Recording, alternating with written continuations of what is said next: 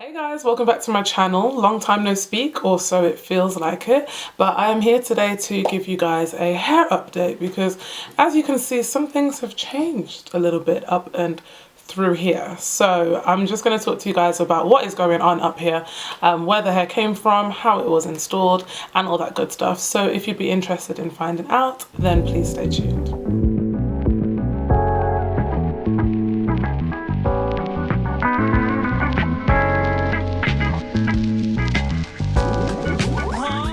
Let's talk hair. So as you guys would have seen from my past few videos, I've kind of been doing braids back to back.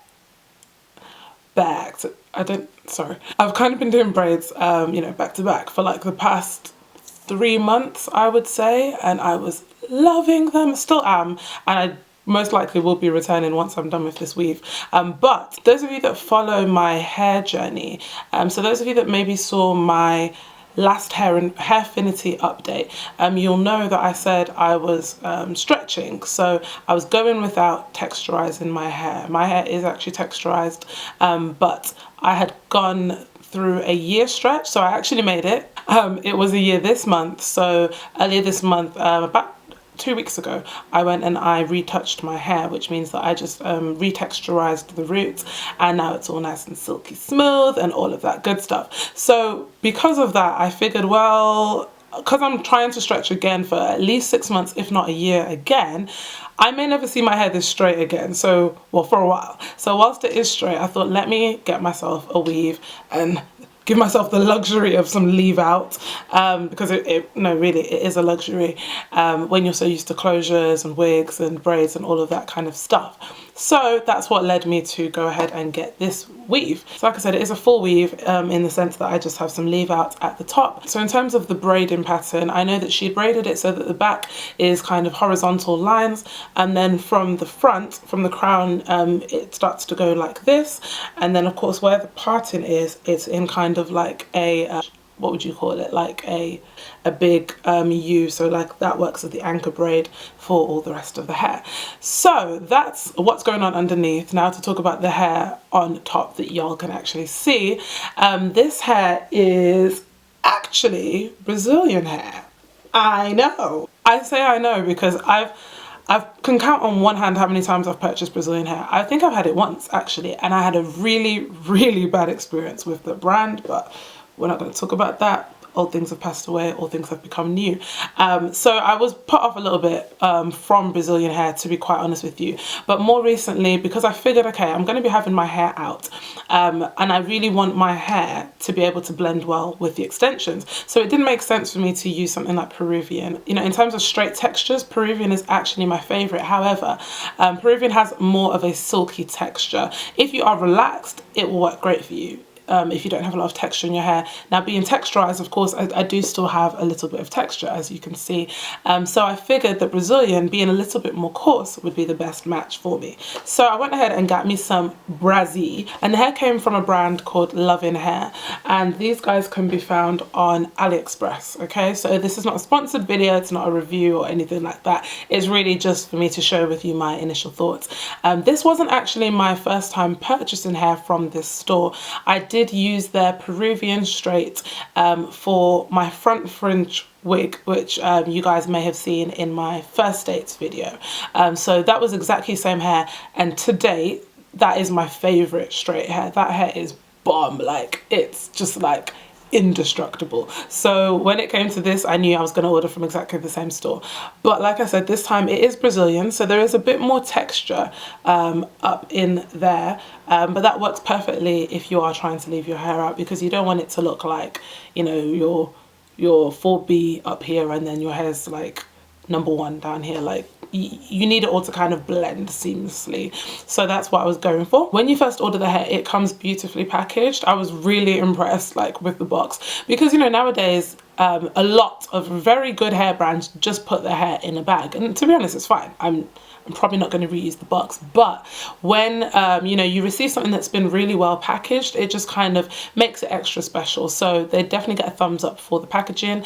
And the hair is then clearly labeled, so I could see the lengths, and also it says the type of hair that was sent over, and then it comes obviously with all the details and all that good stuff. So that was great how it came to me. Now in terms of lengths, I decided to order 3 bundles of 12-inch, and that was a bundle deal, so I think that came up to just over £70, which in my opinion is pretty great. Okay, especially when the hair is actually bomb, it's pretty great.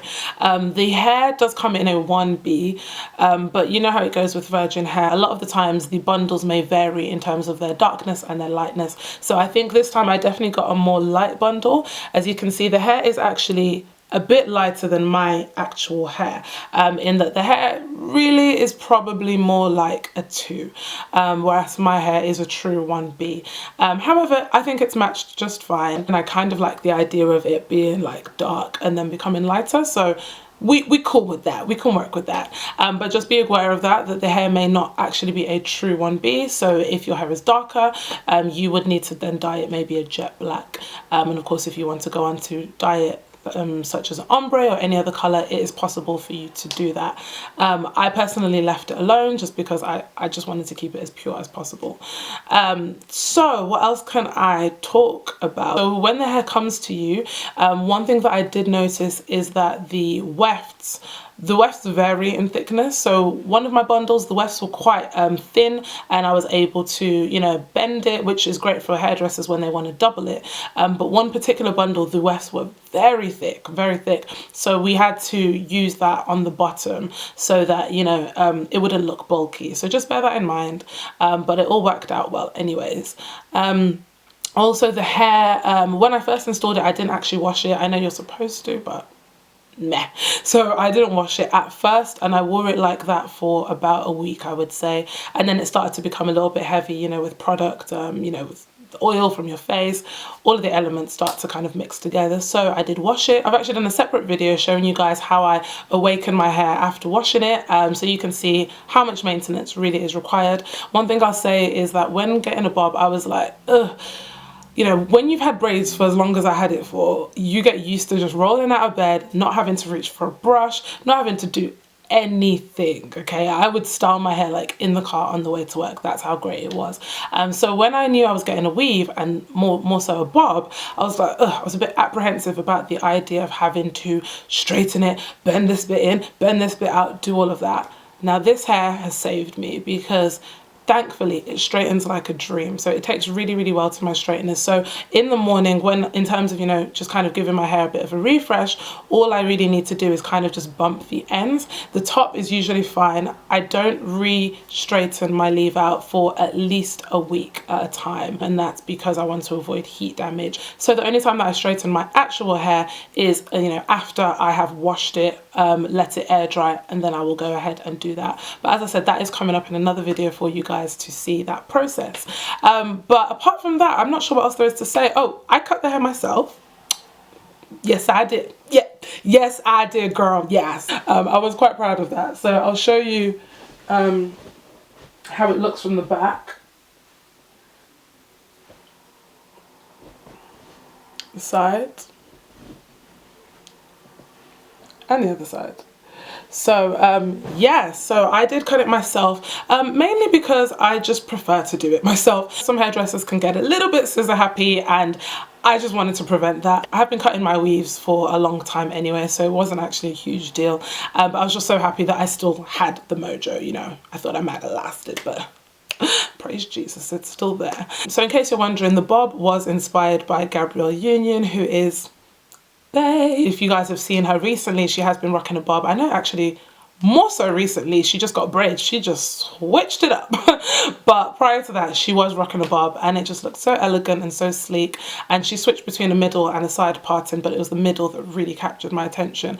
And this is very similar to the hair that I had done when I went to Nigeria last Christmas. I always knew this year I really wanted to recreate that look again. So this is it. This is the bob part 2, and I'm really enjoying it, so I hope you guys like it too. Let me know what you think below, and if you have any other questions that I haven't answered, then just let me know and I will definitely get back to you guys as soon as possible. But until next time, take care, and I will see you in the next video. Bye.